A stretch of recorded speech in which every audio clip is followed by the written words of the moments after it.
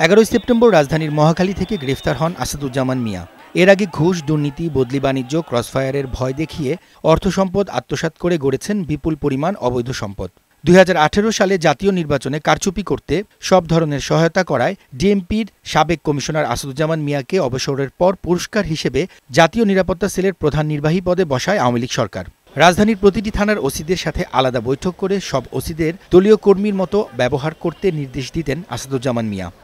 আসাদুজ্জামানের পরিবারের 3 সন্তান সহ সদস্য সংখ্যা 5 জন। সাবেক এই ডিএমপি কমিশনারের স্ত্রী আফরোজা জামানের নামে বসুন্ধরা আবাসিক এলাকার এল ব্লকের লেন 1-এ 166 ও 167 নম্বরে একটি 6তলা আলিশান বাড়ি রয়েছে বলে জানা গেছে। প্রতিবেদন ও নথি অনুযায়ী বর্তমানে বাড়িটি স্কুল হিসেবে ব্যবহৃত হচ্ছে। এই সম্পত্তির বাজার মূল্য প্রায় 50 কোটি টাকা।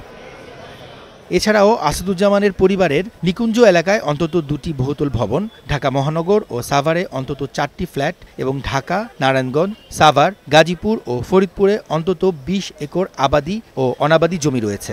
2017 থেকে 2019 সালের মধ্যে প্রতিষ্ঠিত অন্তত 2টি পরিবহন কোম্পানি ও একটি আইটি ফার্মের মালিকানার সিংহভাগ অংশীদার এই পরিবার। শুধু অবৈধ সম্পদ অর্জন নয়, আসাদুজ্জামানের নেতৃত্বে বিরোধী দলের নেতাকর্মীদের গায়েবী হামলা মামলা করে দেশছাড়া এবং শেখ হাসিনাকে ফ্যাসিস্ট বানানোর কারিগর হিসেবে ভূমিকা রেখেছে আসাদুজ্জামান সহ আরও অনেক অসাধু পুলিশ কর্মকর্তারা। এমনটাই জানালেন পুলিশের এই অতিরিক্ত মহাপরিচালক।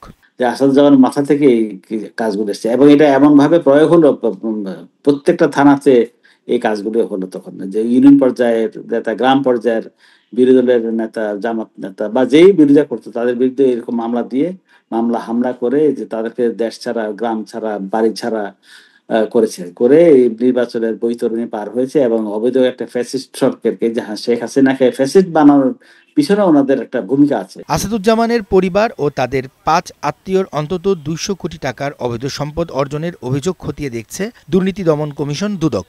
চলছে আনুষ্ঠানিক তদন্ত। তদন্তের ব্যাপারে আসাদুজ্জামান, তার স্ত্রী ও 3 সন্তান এবং তাদের সংশ্লিষ্ট আরও 5 জনের স্থাবর অস্থাবর সম্পদের তথ্য চেয়ে চিঠি পাঠিয়েছে দুদক। এদিকে দুদকের ঢিলেমের কারণে আসাদুজ্জামানের বিচার এখনও কার্যকর হয়নি বলে জানান দুদকের সাবেক এই মহাপরিচালক। সাবেক এই ডিএমপি কমিশনারের অবৈধ সম্পদের বিরুদ্ধে অনুসন্ধানের পরপরই মামলা করে সব সম্পদ বাজেয়াপ্ত করার তাগিদ দেন তিনি। দুর্নীতি করে সম্পদ অর্জন করা, সেই ব্যাপারে তাকে কোথাও থেকে কোনো রকম বাধা দেয়া হয়নি, না পুলিশের ভিতর থেকে বাধা দেয়া হয়েছে, না দুদক তার বিরুদ্ধে কোনো ব্যবস্থা নিয়েছে। প্রথমত দ্রুত এই সম্পদ ক্রোক করা দরকার, যেগুলো স্থাবর সম্পদ আছে, যেগুলো ব্যাংকে আছে, সেগুলো ফ্রিজ করা দরকার এবং সেটা তো অনুসন্ধানকালেই করা যায়। সেগুলো দুদক করেছে কিনা আমি এই মুহূর্তে সঠিক বলতে পারছি না, কিন্তু তদন্ত শেষ করতে হবে। মামলা তো আগে করতে হবে, মামলার পরে হবে বিচার, বিচারের পরে আপনার এই সমস্ত সম্পদ যদি অবৈধ হিসাবে প্রমাণিত হয় তখন তার এই সম্পদগুলো বাজেয়াপ্ত হবে এবং তার সাজাও হবে। এদিকে অবৈধ জমি, ফ্ল্যাটের বাইরেও আসাদুজ্জামান মিয়া তার শ্যালক হারিসুল ইসলাম সোহানের নামে রাজধানীর নিউ মার্কেটে খুলেছেন স্বর্ণের দোকান।